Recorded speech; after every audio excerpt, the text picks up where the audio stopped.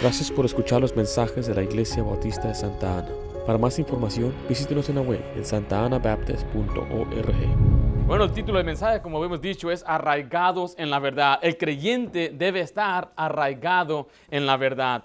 Debe tener su vida arraigada y fundada sobre las verdades de Dios. O sea que la verdad le debe gobernar y le debe guiar. El creyente entonces debe conocer la verdad de Dios, debe saber qué es la verdad de Dios y debe también saber que tiene una responsabilidad hacia la verdad de Dios. Note lo que dice ahí en Juan 18:37, ahí se nos presenta una pregunta muy importante. Aquí vemos a Pilato y a Jesús conversando, dice el 37, le dijo entonces Pilato, luego, ¿eres tú rey?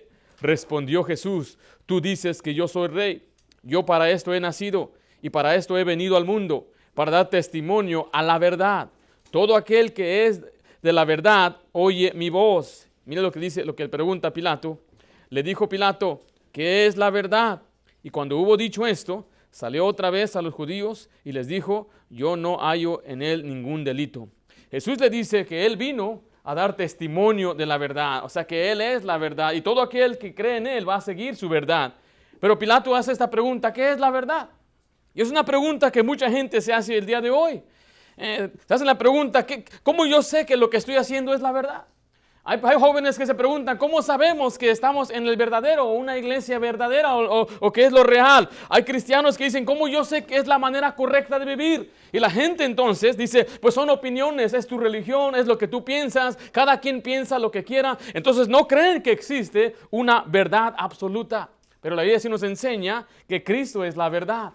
Es la verdad absoluta. Es más, su palabra es verdad. Dice así en Juan 17:17, santifícalos en tu verdad. ¿Qué dice después, hermanos?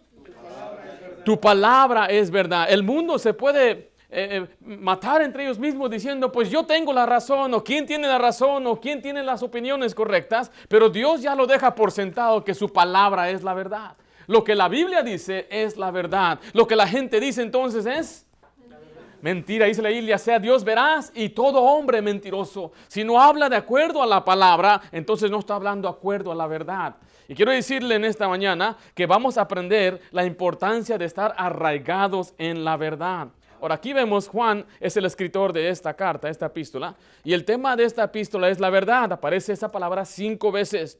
En los tiempos de Juan habían muchos falsos maestros que negaban la deidad de Cristo. Y Juan les advierte en contra de ello. Y se le escribe a una, dice ahí en el versículo 1, a la señora elegida. Ahora, algunos dicen que la señora elegida es una iglesia local que tal vez Juan estableció o una iglesia en donde él trabajó. Otros dicen que es una mujer que abrió sus puertas para que se reunieran los miembros de la iglesia en su casa.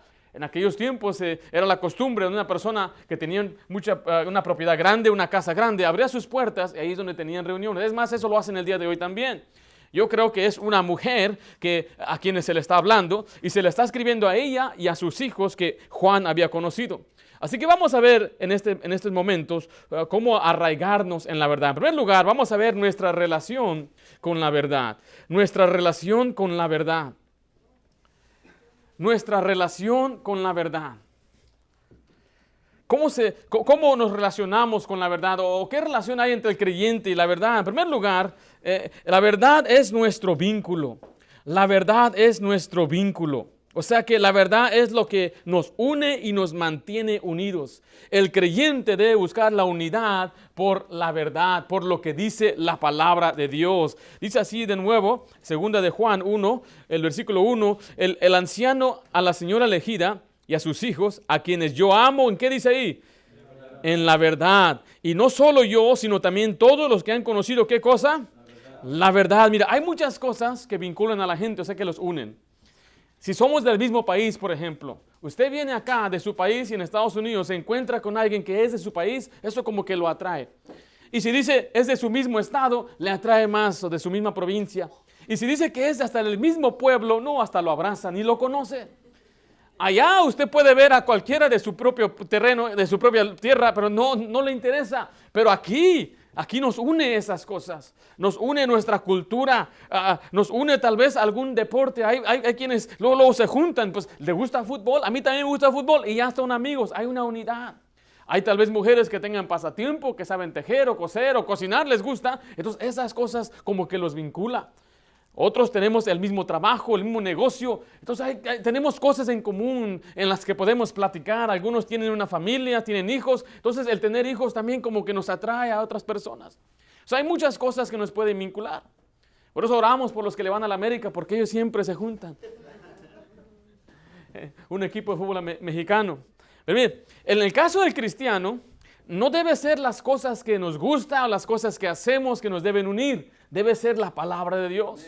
Vemos en este grupo aquí, habemos personas de diferentes países, con diferentes culturas, diferentes costumbres, diferentes modismos en maneras de expresar nuestras palabras. Yo aprendo al estar platicando con ustedes algunas cosas que yo ya no digo porque es una ofensa a su país, a su lengua o a su cultura suya. No las voy a repetir, pero me da mucho placer y gozo tener amigos de diferentes países y solamente eso sucede en Cristo. Usted puede ir a lugares como Chicago y hay comunidades donde solamente mexicanos viven y comunidades donde solamente salvadoreños viven y puertorriqueños y los morenos y los blancos. Es una división, pero eso no debe ser en las cosas de Dios. La iglesia debe estar integrada de todo tipo de persona. Ahí dice que el cielo vamos a ver de todo tipo de lengua, toda persona, de toda tribu del mundo. Aquí vemos gente de Centroamérica, hermanos salvadoreños, de Guatemala, vemos hermanos de Colombia, vemos mexicanos de todas partes, de Michoacán, de Oaxaca, de Veracruz, hay jarochos por aquí, de jalapeños, hay hermanos de Cuba, qué bendición. Tenemos esta unidad y este vínculo es por la verdad, por lo que dice la palabra de Dios. Vea lo que dice ahí en 1 de Juan 4:10, nos enseña que este vínculo viene por el amor que Dios tuvo hacia nosotros.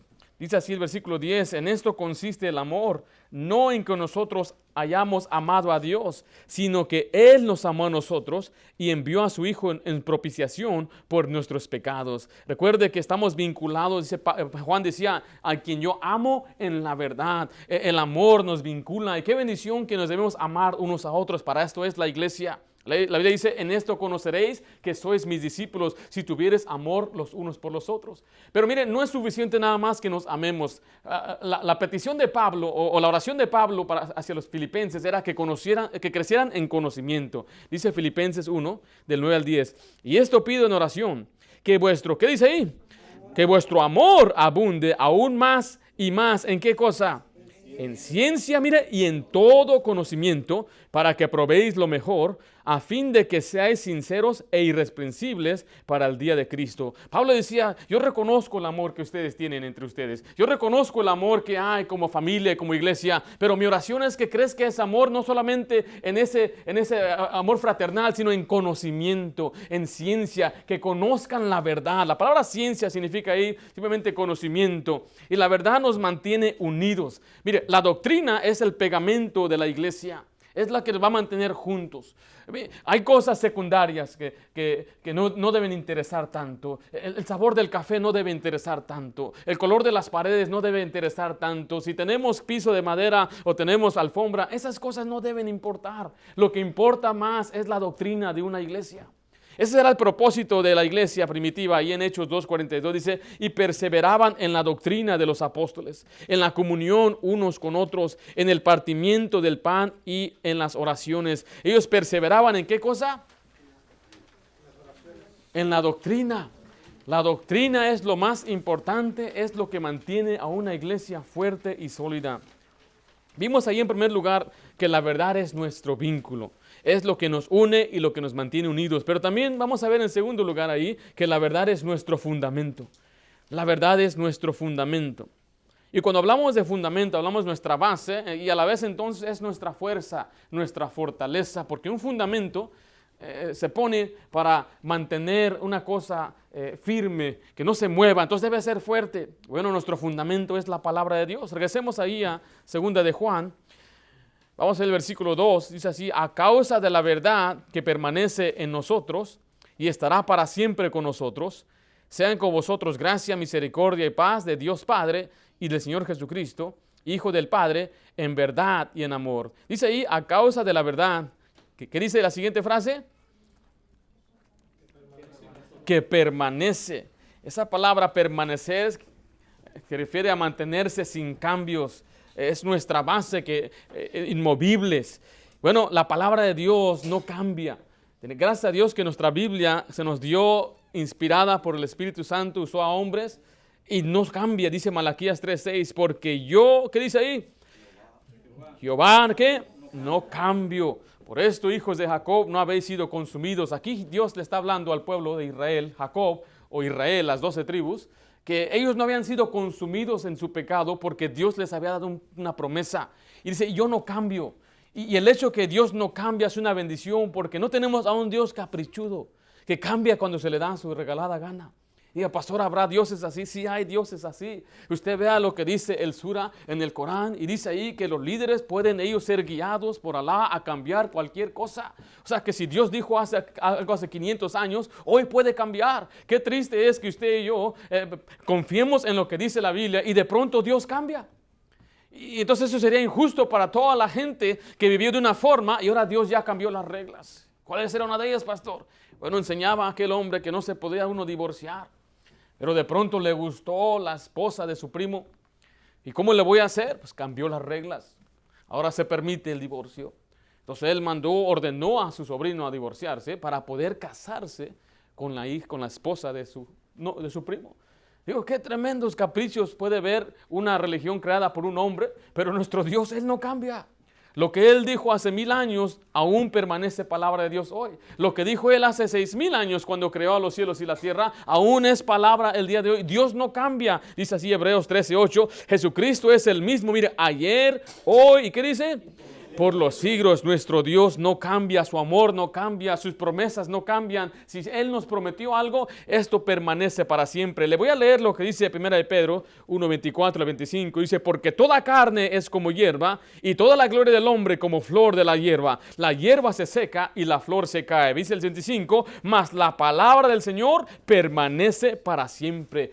Este pasaje dice que el hombre muere, las culturas cambian, la sociedad va a cambiar, pero la palabra de Dios siempre permanece para siempre. Y usted vea nada más los cambios que vemos el día de hoy. Lo que la gente acepta como normal. Lo que la gente está diciendo, eso es normal. Que un niño de 3 años diga que es una niña, eso es normal. Que veamos a muchachitos y jovencitos abrazándose y cometiendo fornicación y pecados morbosos, eso es normal. Bueno, la sociedad lo puede aceptar, pero Dios no lo acepta. Los principios de Dios no cambian. Lo que Dios dice que es pecado siempre, aunque cambie la sociedad, aunque sea legal en el país. Por ejemplo, en la Biblia vemos que es pecado la borrachera. No es ilegal. Yo no estoy abogando también que debemos hacer que sea ilegal el consumo del alcohol. Pero mire, si Dios dice que es pecado, no importa lo que diga el hombre. Es más, no importa lo que diga otro líder religioso y que diga que una copa al año no hace daño. Eso es mentira. Según la Biblia, siempre va a ser pecado. Usted y yo tenemos un fundamento que nunca cambia. Es la palabra de Dios. Es una tremenda bendición para nosotros. Vea lo que dice ahora el versículo 3 ahí en 2 de Juan. Ahí nos anima, nos da 3 cosas que nos animan.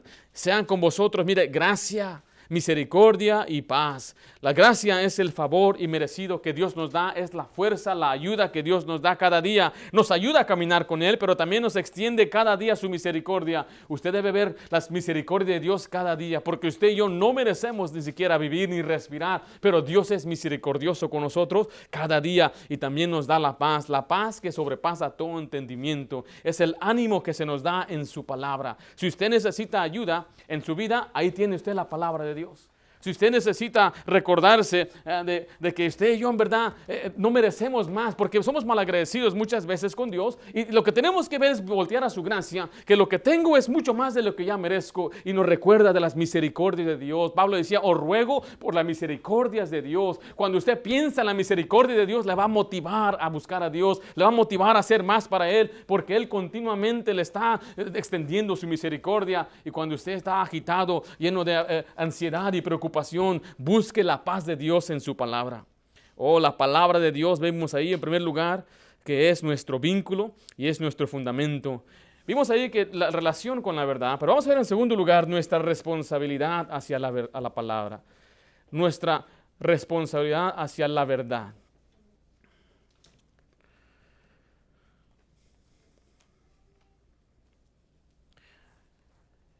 En primer lugar, el versículo 4 nos enseña que debemos conocer la verdad. Debemos conocer la verdad. Dice ahí el versículo 4, mucho me regocijé porque he hallado a algunos de tus hijos andando en la verdad, conforme al mandamiento que recibimos del Padre. Para poder andar en el mandamiento o andar en la verdad, debemos conocer la verdad. Nota que dice ahí la Biblia, algunos de tus hijos.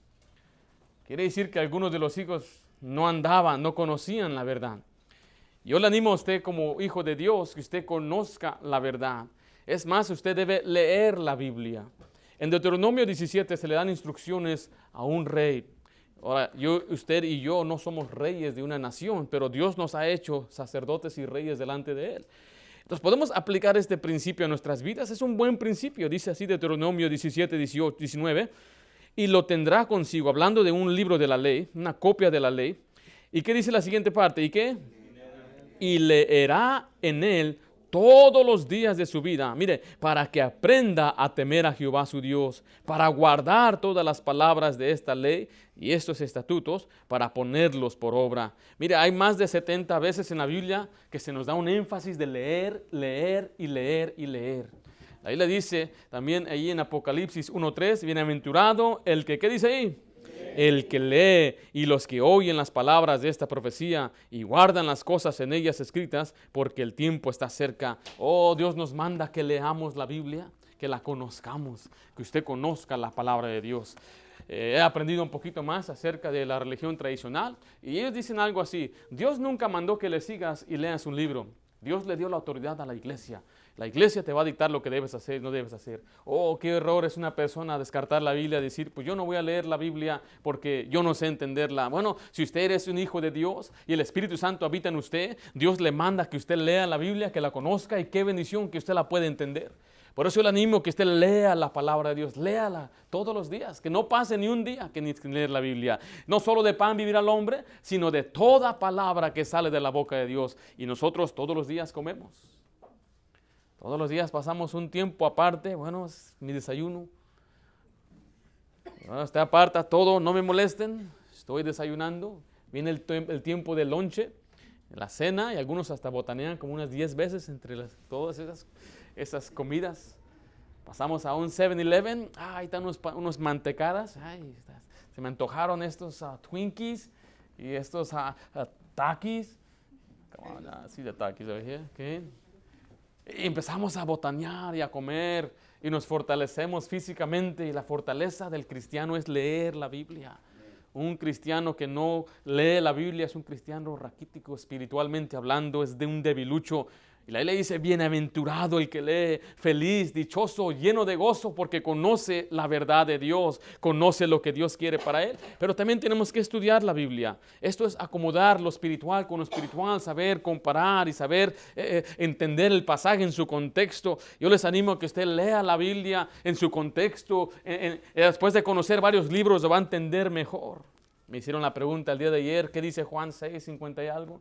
Cuando dice Jesús que el que come su carne, él quería decir que comer la carne era recibir alguna hostia o que cuando uno come el pan se convierte literalmente en el cuerpo de Cristo, pero no entiende el contexto.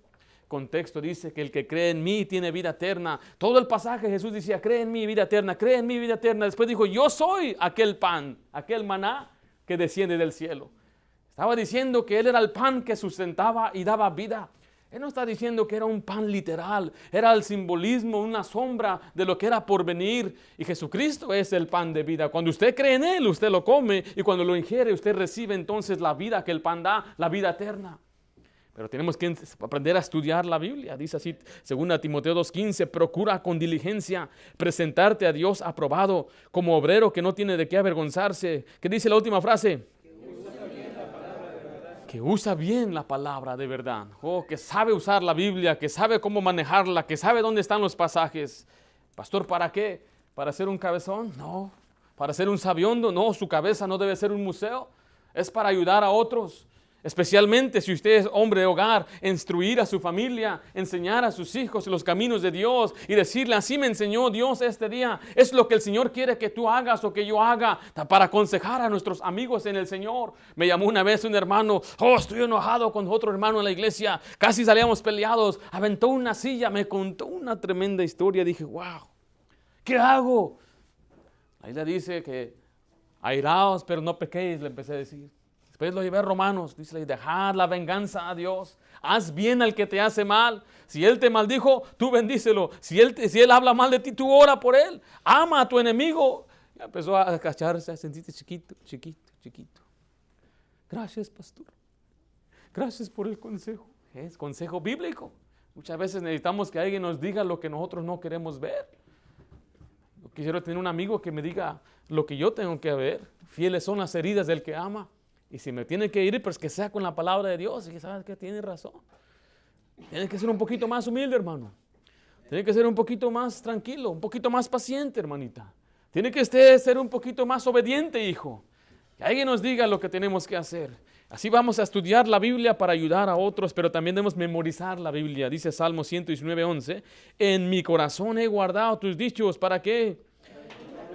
Para no pecar contra ti. Yo he predicado un mensaje entero de memorizar la Biblia. Les he enseñado principios, razones de por qué memorizar las Escrituras. Déjale una pregunta. ¿Usted memoriza la Biblia continuamente? ¿Usted toma pasajes en la Biblia? ¿Qué memorizo, pastor? Si usted quiere aprender a memorizar algo, empieza a memorizar algunos pasajes para compartir el Evangelio. Esa sería una ayuda. ¿Qué más memorizo, pastor? Bueno, un defecto en su vida.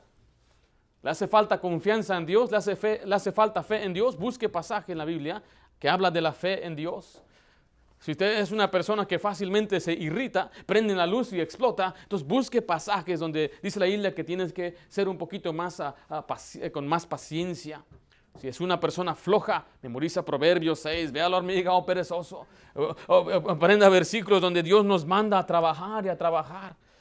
Si es una mujer que le hace falta ser sumisa a su esposo, aprenda lo que dice 1 de Pedro capítulo 2. Aprenda lo que dice Tito capítulo 2, donde se nos manda a las mujeres a amar a vuestros maridos y amar a vuestros hijos y a sujetarse a ellos. O sea, yo no sé cuáles son los defectos que hay en su vida, todos tenemos, entonces todos necesitamos memorizar las Escrituras. Pero también para que ya tengamos la verdad en nuestro corazón y cuando venga una falsa enseñanza, usted rápidamente saca versículos de su corazón. No, Jesús no es Dios. ¿Cómo que Jesús no es Dios? El verbo era Dios, dice la Biblia. Y aquel verbo habitó entre nosotros. Usted puede llevar a 1 Timoteo 3:16. Indiscutiblemente grande es el misterio. Dios se hizo carne. ¿Cómo que Jesús no es Dios? Y rápidamente usted puede defenderse y contender por su fe. Tenemos que conocer la verdad, pero también debemos andar en la verdad. Escribo ahí, debemos andar en la verdad.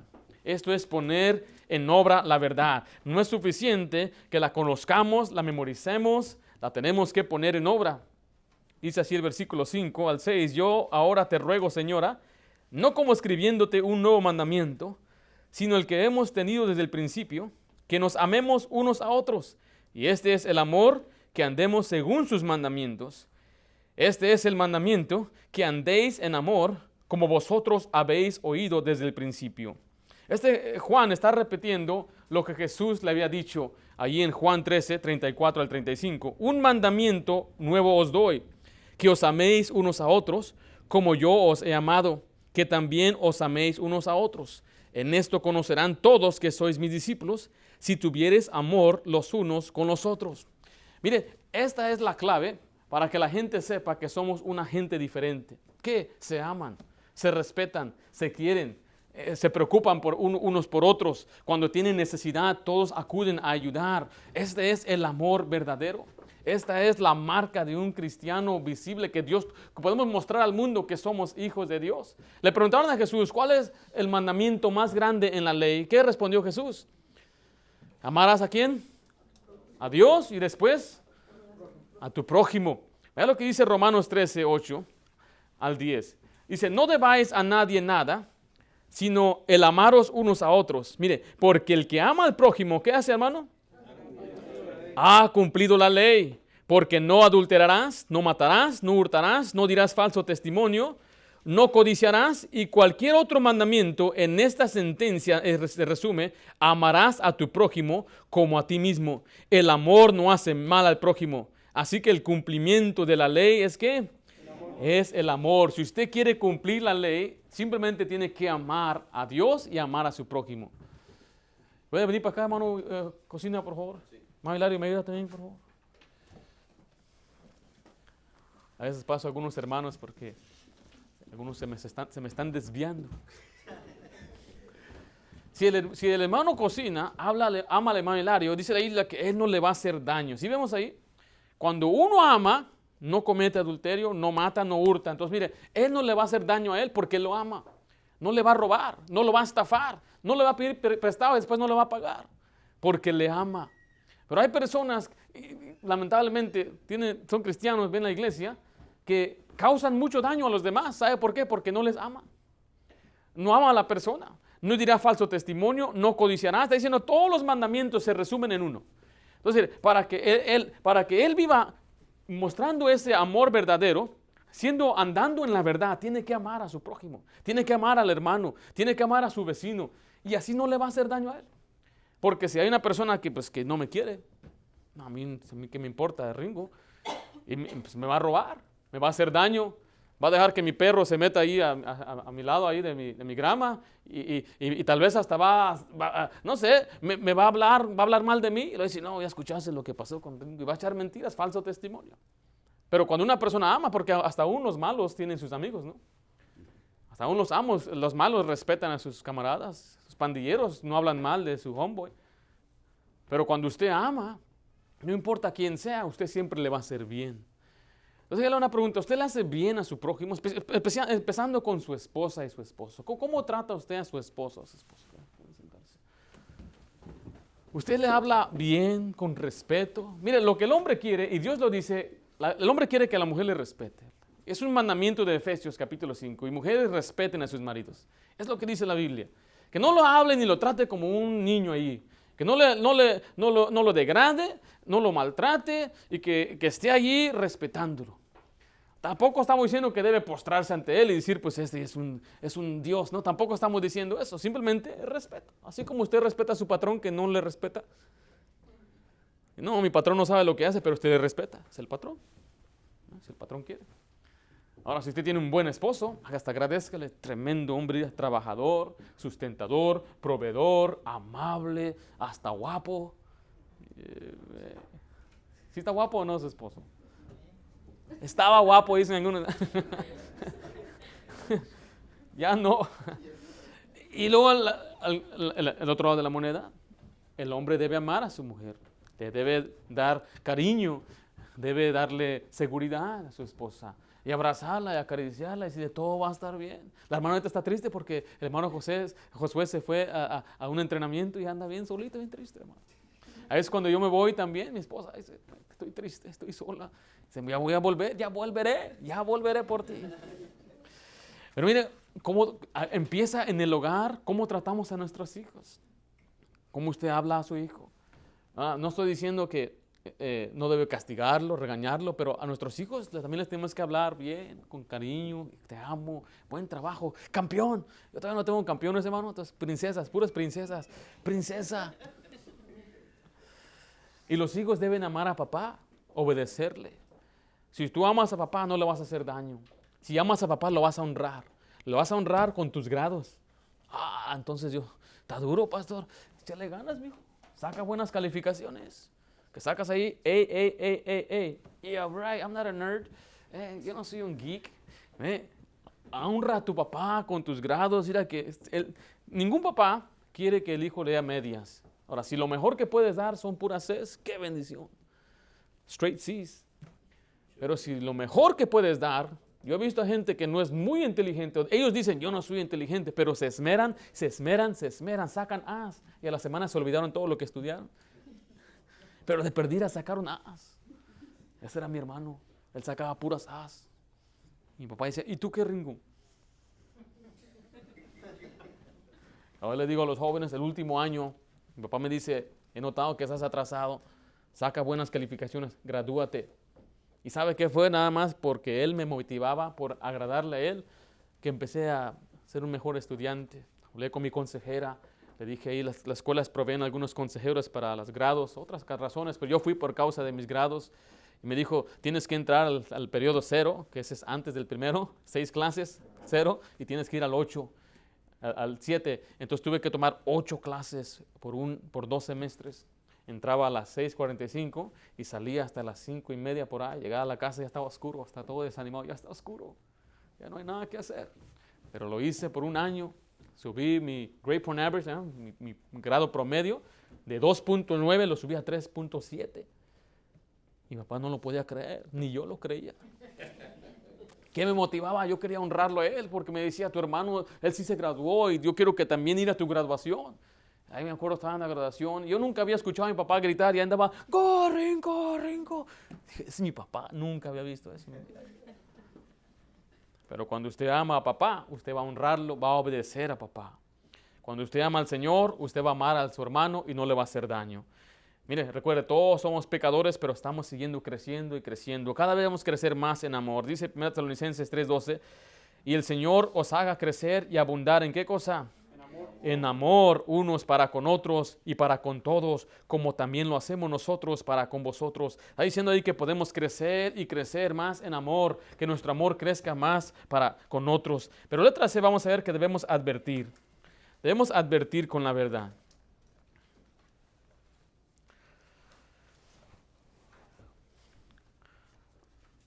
Dice ahí el versículo 7 al 8, en 2 de Juan, porque muchos engañadores han salido por el mundo, que no confiesan que Jesucristo ha venido en carne. Quien esto hace es el engañador y el anticristo. Mirad por vosotros mismos, para que no perdáis el fruto de vuestro trabajo, sino que recibas el galardón completo. Ahora, aquí se nos enseña la importancia de advertir en contra de personas que enseñan algo contrario a la verdad. Mire, no todos los que se llaman seguidores de Cristo o cristianos en verdad tienen la verdad. No siguen a Cristo. Es más, Pablo le advirtió a Timoteo allí en 1 Timoteo 6:20, oh Timoteo, guarda lo que se te ha encomendado, o sea, la verdad, evitando las profanas pláticas sobre cosas vanas y los argumentos de la falsamente llamada, ¿qué? Ciencia. Mira, hay mucha falsedad allá afuera y es una advertencia más que nada para jóvenes también, porque mira, hay lo que se llama la falsamente llamada ciencia. Y muchos jóvenes hoy dicen, es que Mr. Hay me dijo esto, es que Mrs. Johnson me enseñó aquello, and she told me that I came from the monkey. Y ella me dijo que yo vine del mono. Y a veces algunos les dicen tal vez porque parecen monos, ¿verdad? Pero mire, quiero decirle que no, venimos nosotros de la creación de Dios.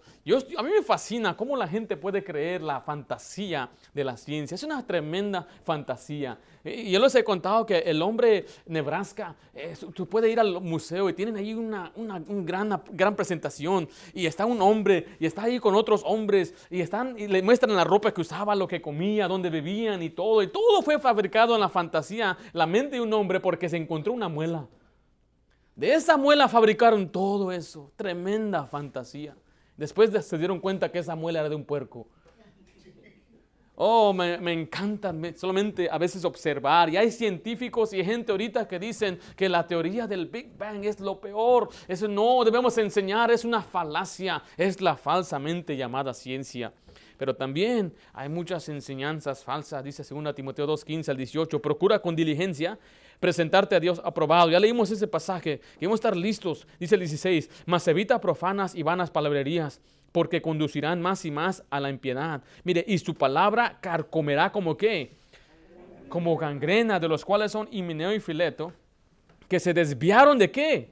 De la verdad, haciendo que la resurrección ya se efectuó y trastornan, mire, la fe de algunos. Aquí menciona a 2 hombres que esos se desviaron de la verdad y ahora ellos están enseñando otras cosas falsas y mentiras. Pero dice que todo comenzó como la gangrena, con un puntito ahí en el dedo, un puntito negro que después va creciendo, abarca todo el pie y el talón y va subiendo hasta que finalmente contamina todo el cuerpo y lo mata. Así es la falsa enseñanza. Empieza con algo que parece verdad. verdad, con una pregunta. ¿Tú crees que Dios con todo su amor va a mandar a una persona al infierno? Y esa pregunta le hace pensar, pues ¿cómo Dios va a mandar a una persona que ama al infierno? Y empieza entonces a fabricar una tremenda enseñanza, que el infierno no existe, que Cristo después no es Dios, que la palabra de Dios no fue preservada. Y ahora tenemos los escritos extrabíblicos de otros hombres, otros profetas, pero todo comienza con algo pequeño.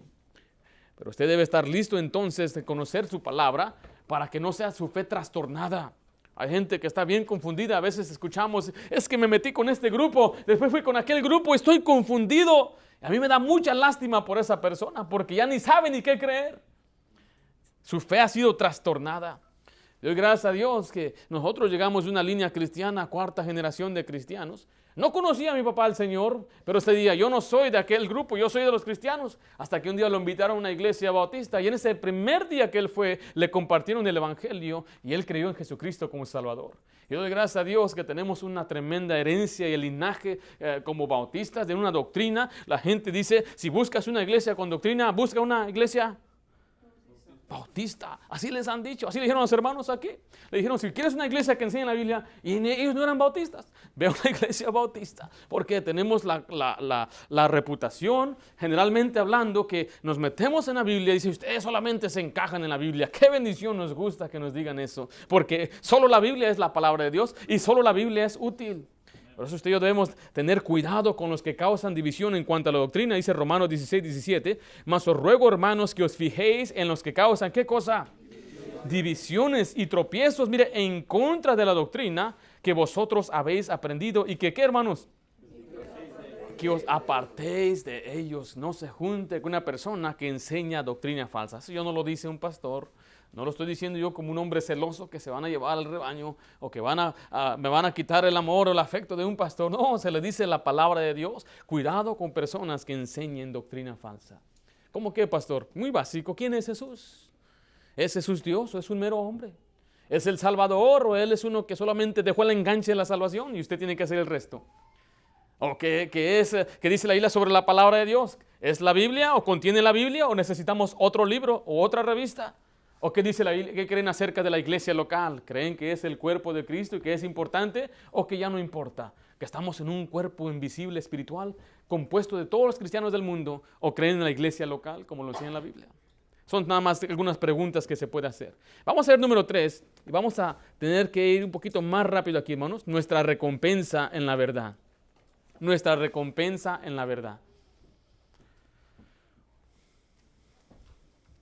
O sea que hay recompensas por mantenernos firmes en la verdad.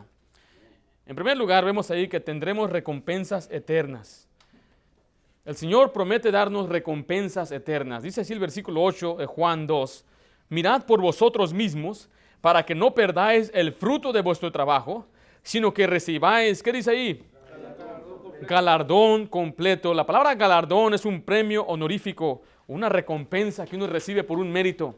Mire, la Biblia nos enseña claramente que no somos salvos por obras. Nosotros creemos bíblicamente que la persona se salva por la fe en Cristo. Tito 2:14 dice, quien se dio a sí mismo por nosotros para redimirnos de toda iniquidad y purificar para sí un pueblo propio, celoso de buenas obras. O sea que Dios nos purificó, nos limpió, pero ahora Dios quiere que andemos en buenas obras. Hay un concepto erróneo en contra de cristianos como los nuestros, que enseñamos que la salvación es por fe. Dicen, no, entonces puedes vivir como tú quieras. Oh, entonces quiere decir que tienes licencia para esto y aquello. Te equivocas. Nadie dice eso. La Biblia no enseña eso. La Biblia dice que somos salvos por fe, pero para andar en buenas obras. Tito 3:8 dice, palabra fiel es esta. Y en estas cosas quiero que instes con firmeza para que los que creen en Dios, mire, procuren ocuparse en qué cosa.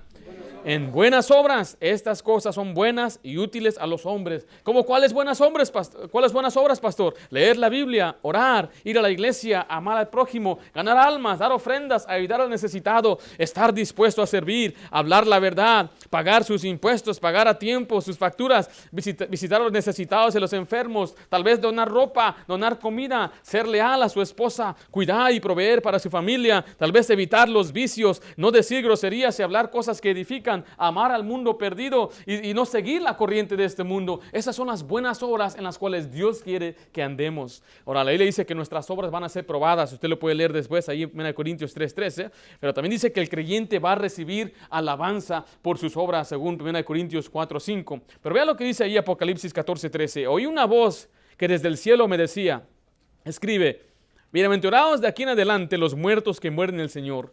Sí, dice el Espíritu, descansarán de sus trabajos. Mire, porque sus obras, ¿con ellos qué? Con ellos siguen. Mire, le voy a decir, las obras no nos llevan al cielo, pero sí nos llevamos las obras al cielo nosotros. O sea, no necesitamos obras para ganarnos el cielo, sino que ahora que vamos al cielo vamos a poder llevarnos todo el fruto de nuestro trabajo y lo vamos a poder presentar delante de Dios y Dios nos va a recompensar por ello. Dice Apocalipsis 22:12, he aquí yo vengo pronto y mi galardón conmigo para recompensar a cada uno según sus obras. Qué tremenda bendición que el Señor recompensa el trabajo que usted y yo hacemos aquí. Dice Lucas 16:15, entonces le dijo, vosotros sois los que justificáis a vosotros mismos delante de los hombres, mas Dios conoce vuestros corazones, porque lo que los hombres tienen por sublime delante de Dios es, ¿qué dice ahí? Abominación. Estas son las cosas que no tienen valor espiritual. El hombre dice, esto es sublime, este trabajo es sublime tal vez, este deporte, este negocio, estas cosas son sublimes, la ropa, cosas terrenales que muchas veces no son malas en sí. El trabajo no es malo, usted puede glorificar a Dios en su trabajo, pero si usted no incluye a Dios en toda su vida, dice la Biblia que para Dios son abominación, para Dios no le sirve.